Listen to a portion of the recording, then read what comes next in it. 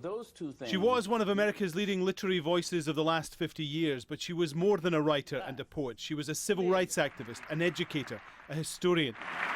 She was born Marguerite Annie Johnson in St. Louis in 1928, but was raised in the state of Arkansas. Her difficult childhood was reflected in her best-selling autobiography, I Know Why the Caged Bird Sings, which was later turned into a movie.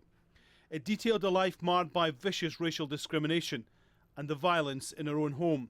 She was raped at the age of 8 and didn't speak for 5 more years. Maya Angelou! Maya Angelou actually starred as a dancer, winning a scholarship that led to performing on Broadway and a variety of TV shows. But a more serious calling sent her overseas. She ran newspapers in Egypt, she taught in Ghana, and she learned to speak 5 languages. She continued to write, publishing more than 30 best-selling titles, including award-winning screenplays. She also acted in the famous TV series Roots.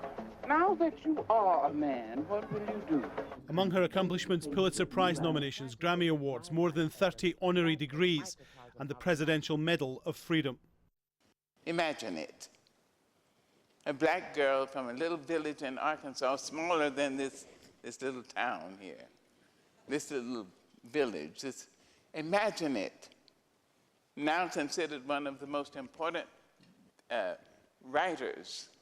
Imagine it. The poem she wrote for President Clinton's inauguration in 1993 sold more than 1 million copies. Come, you may stand upon my back and face your distant destiny, but seek no haven in my shadow.